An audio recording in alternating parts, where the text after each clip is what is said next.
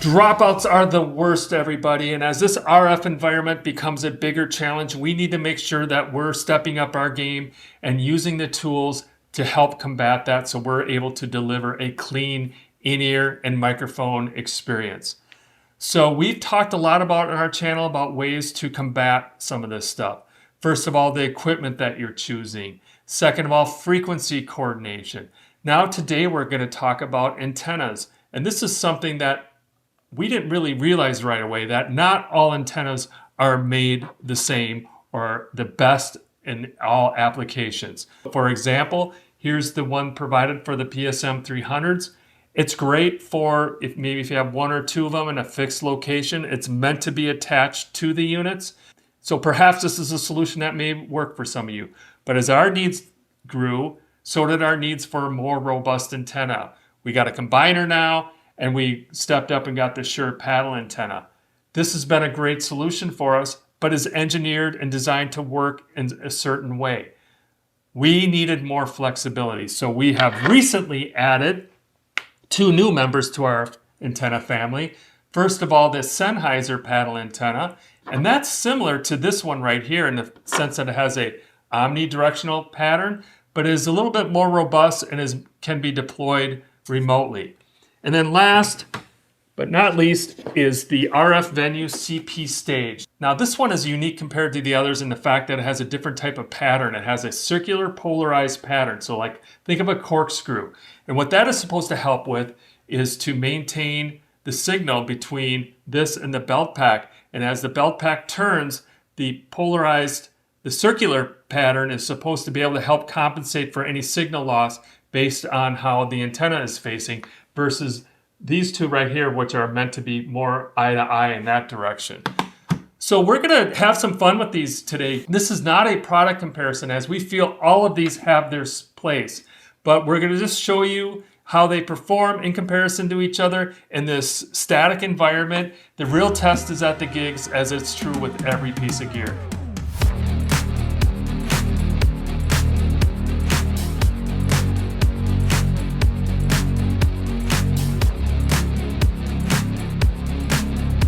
We're going to do a series of 5 tests with a bonus test at the end, so stick around for that. It's difficult in this controlled environment to simulate the dropouts that may happen when you're out in a venue, on a stage. The only thing we can really do here to simulate that is do a distance test. And we're going to go through each of these antennas here. We're going to see how far we can go before we experience a dropout. And then we're going to just play around a little bit with moving the receiver around. Let's see what happens here with each one of these antennas. I wanted to state once again that this is not a performance test for these antennas for their distance. Our argument here is that each one of these antennas can serve a purpose depending on the type of venue or stage you're in. But in order for us to create that interference, we're going to do a distance with them, and we're going to mark each one, and we're going to see what happens at what point each one of them starts to drop out. That's the theory, at least. We're going to start with the quarter wave antenna that comes with the PSM 300s attached to our combiner. And Stace, let's see how far we get with this one before we experience a dropout. Well, here at the Sound Couple, we are really high tech, and we are using some very, very high tech measuring tools here. We're going to go for a walk, start the music.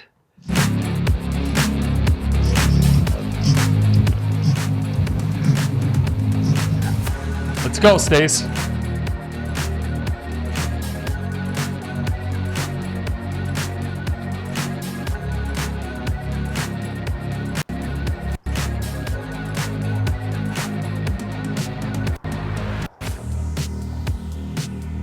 We're just about 30 feet. I've already heard a couple little dropouts already. Let's keep going.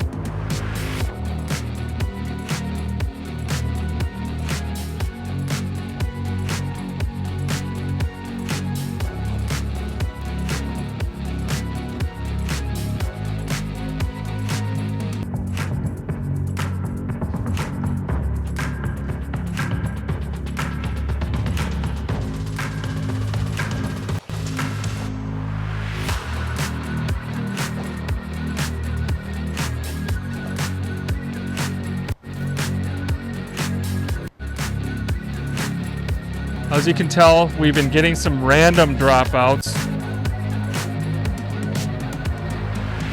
See how far we can get before it completely drops out. I'll hold in 10 up a little bit, see if that makes a difference.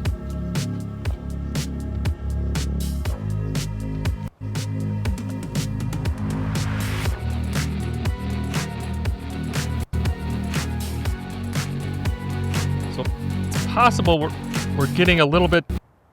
Yep, right there. It was dead. Freeze.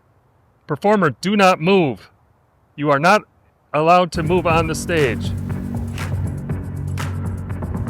Of course, we can't tell anybody to do that, but that's what you want to say sometimes. That's what it feels like. To me, this is out of acceptable performance, though. This would not be working for me or anyone trying to use this, but the signal is still.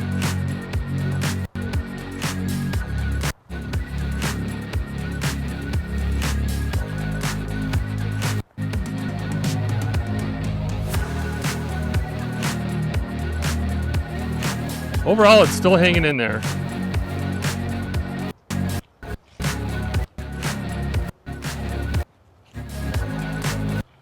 But not good. It's not good.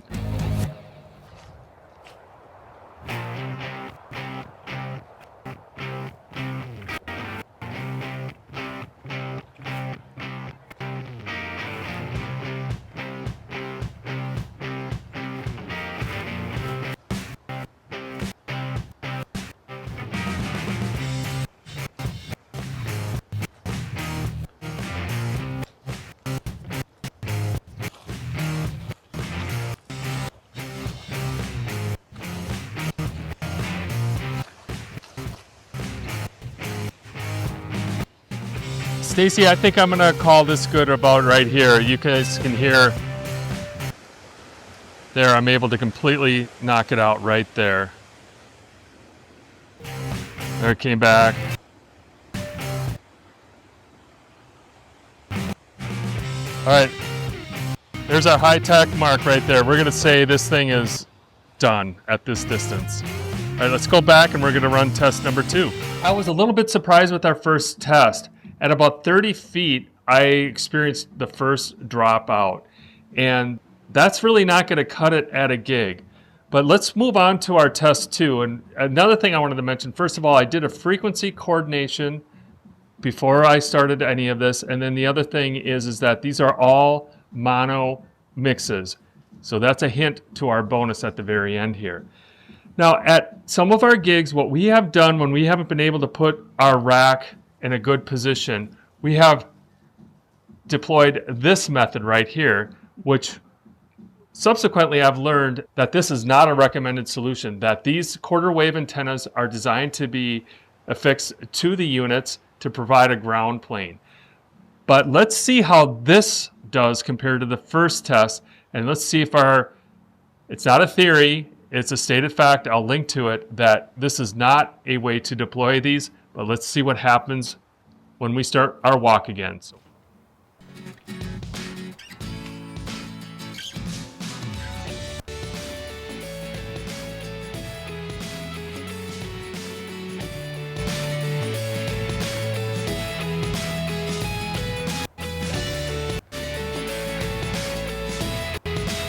I'm already getting a couple dropouts, nothing unlike I was getting with the first test.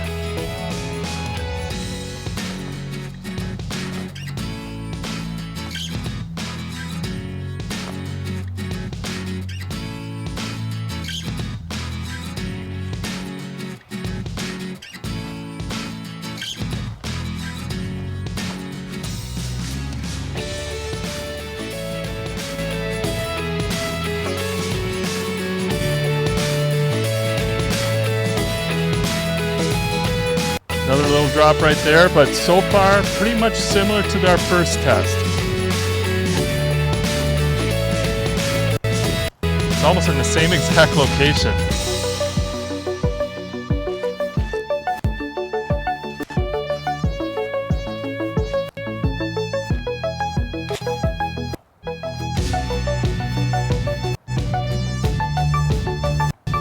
just getting random as we walk along here.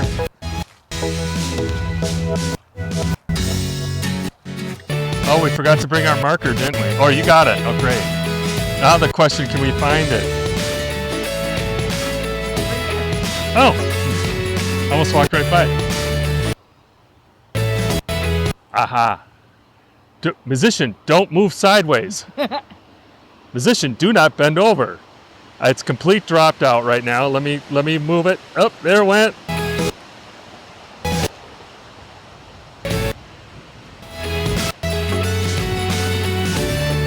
It's hanging in there when it's...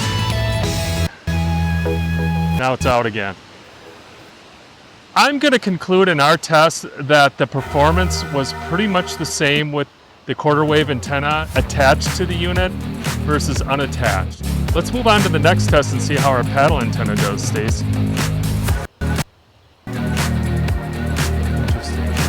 All right, moving on, we're going to go to the big boy here, the Shure paddle antenna. We have it pointed in the direction that we're walking. Let's hope for no dropouts, at least in the first 30 feet on this one. Let's once again see what happens. Let's go for a walk, everyone.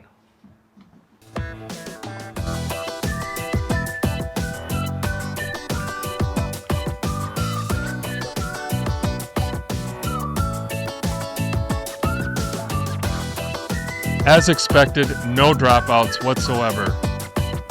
And we're about 30-40 feet from the antenna.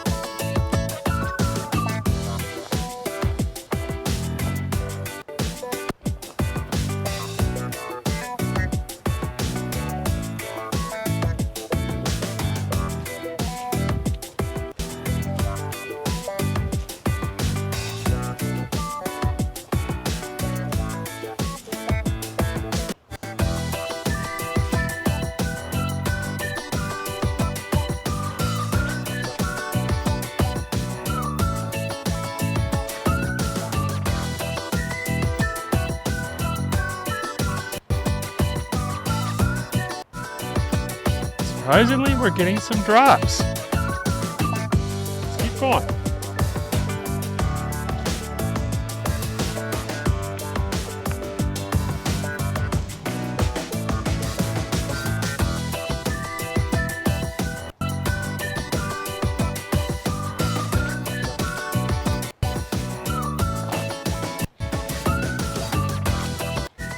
Really?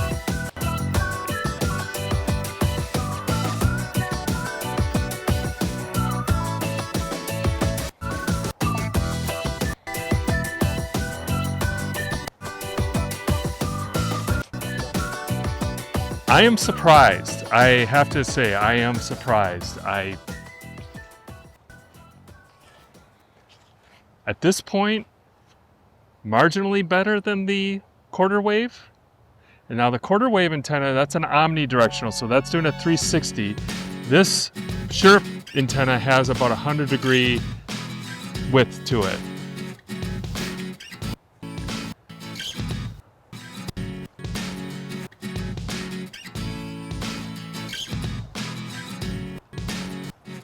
Wow. We're almost to the same location of the other ones. In fact, I see them this time.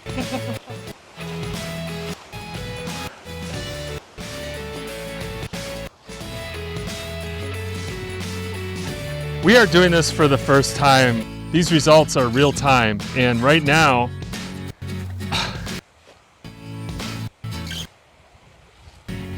freeze, everybody. Musician, do not move.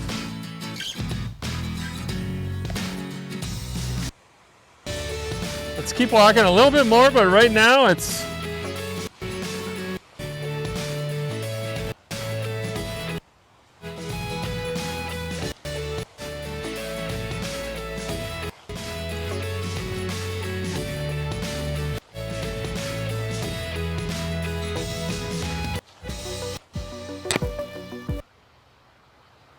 Okay, I am complete dead right now. I got it against my body, which makes a difference.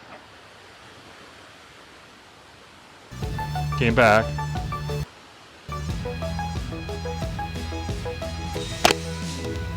I'm going to say right here. Okay. So that is test number 3 using the Shure pedal antenna. Let's try out the Sennheiser and see how that one does. Well, let's move on to the Sennheiser, and this is an omnidirectional 360 pattern. I would expect that this would do at least as good as the quarter wave antenna that comes with the PSM 300s, but let's go for a walk and check this one out.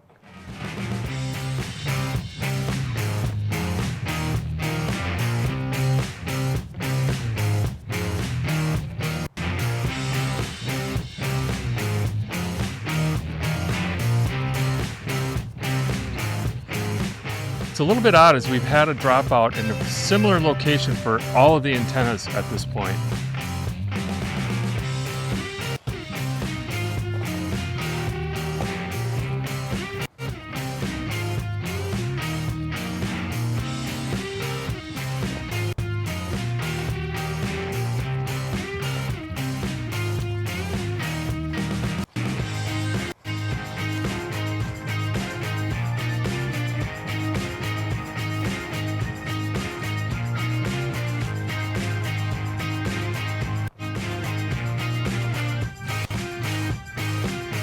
I'm hearing dropouts.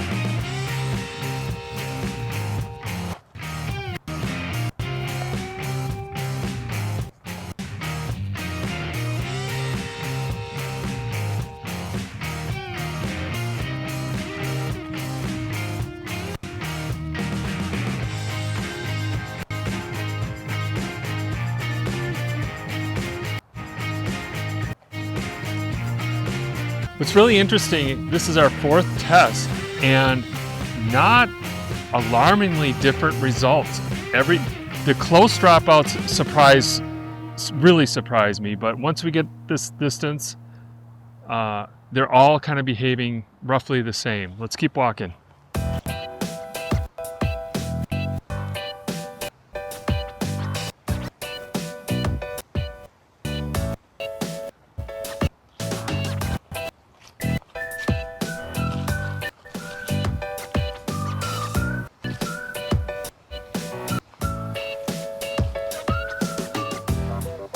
Well, we've reached the location of our quarter waves. I'm going to turn, and it's dead. Okay, I'm going to rotate it up. Musicians, do not move. Do not have your belt pack placed in a way that does not maximize radio transmission. Let's put it back up. Yeah. Look at that, just that little bit of move right there. Out. In, out. It's that little, and this is the real world, everyone. This is, these packs people are dancing, the girls are doing their thing, and these belt packs are, yeah. I mean, I'm exaggerating a little bit, but this is,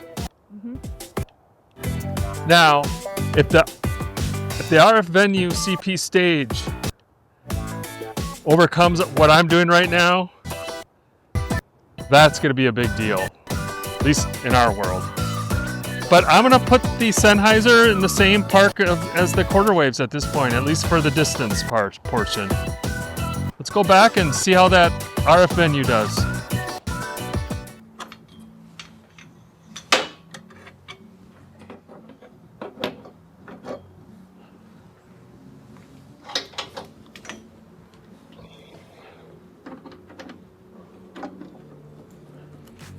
All right, our final antenna test. We're going to try the RF venue.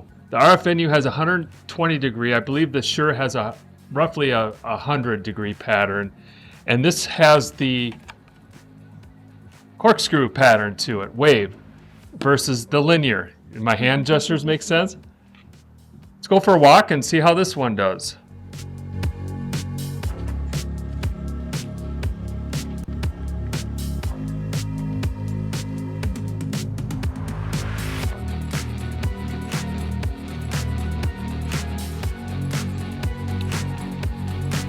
Here we are, 0 dropouts so far. And that was in our dropout zone. We haven't had one yet. All the other antennas we've had dropouts by now. No dropouts.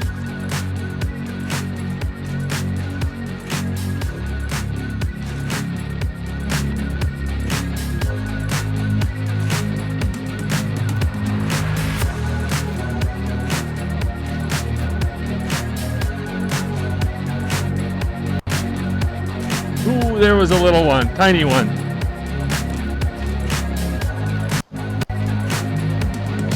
Now it's starting to get like the other ones were.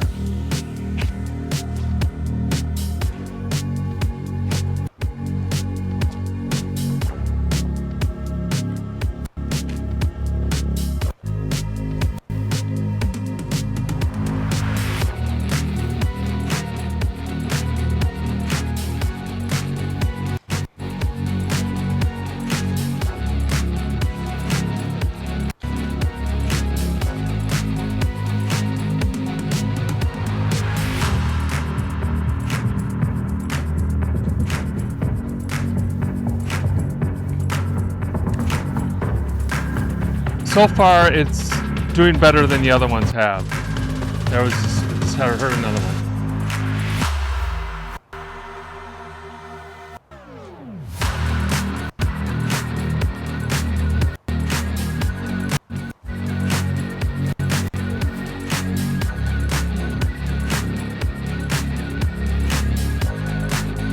Let's keep walking.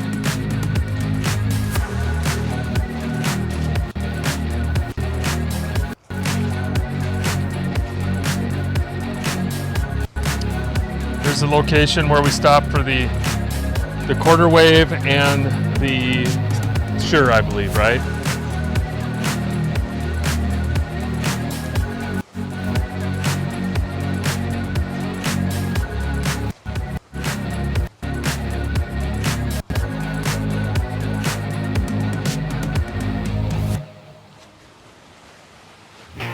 There we go.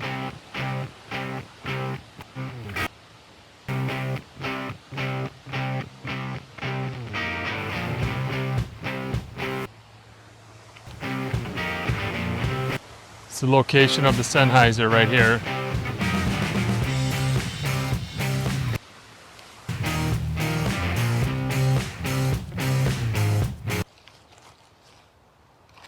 Freeze! Back.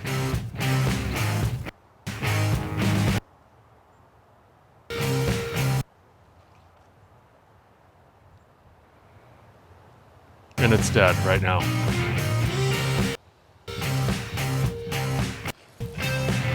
There we go. On to the final bonus test. We'll reveal what that is here in just a minute. Well, everybody, thanks for making it this far. We're on to our final test. And the final test isn't really anything to do with specifically with the antennas. It's testing a stereo versus a mono mix. And what we've read is that some people have experienced degraded signals or less performance running in stereo mode. In fact, I think I read one article where somebody said one post where they went back to mono mixes. So for this test, I have a stereo mix going, and we're going to go for a walk, and we're going to see how it holds up. And we're going to stick with the RF venue.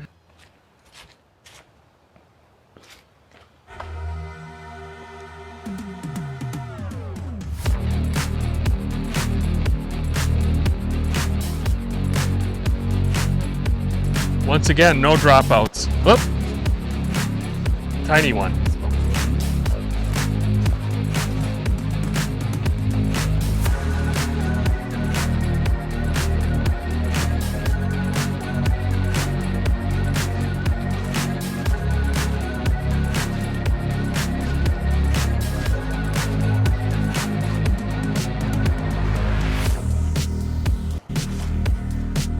Another tiny drop. Another one.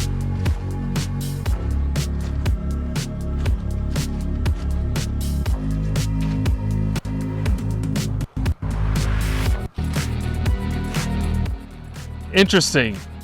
We're getting more drops running in this pack in stereo than we were. Now this is a different belt pack, but once again, I coordinated the frequencies with Wireless Workbench.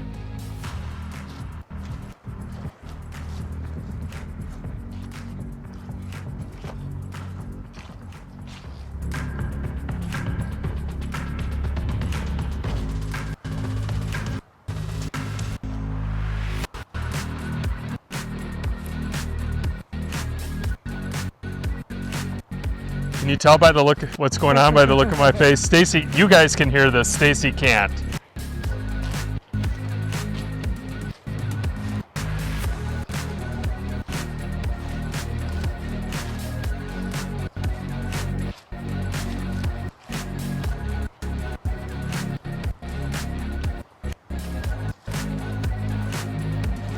I want to make my conclusion already. Running in stereo in our testing here is proving to be not as resilient as a mono mix.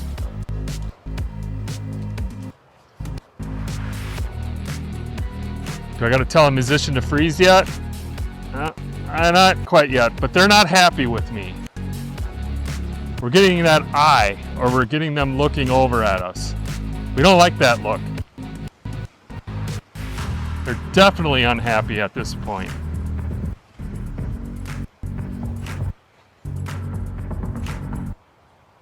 Freeze. Musician, do not move. Look at that, I'm barely moving it. Are we out of markers? I grabbed one. Okay. Let's compare this.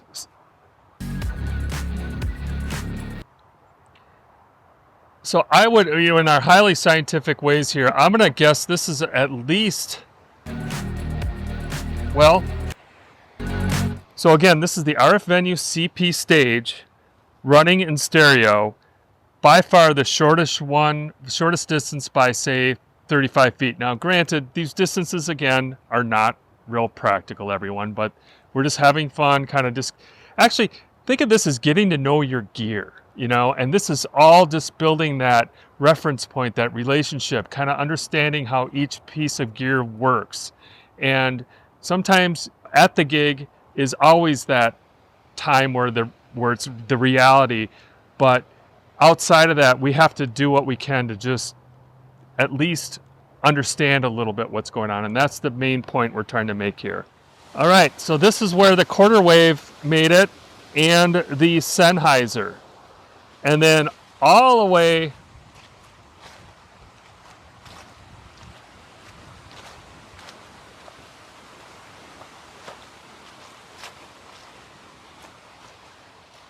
here's where the Shure made it, and this is where the RF Venue made it on the mono transmission.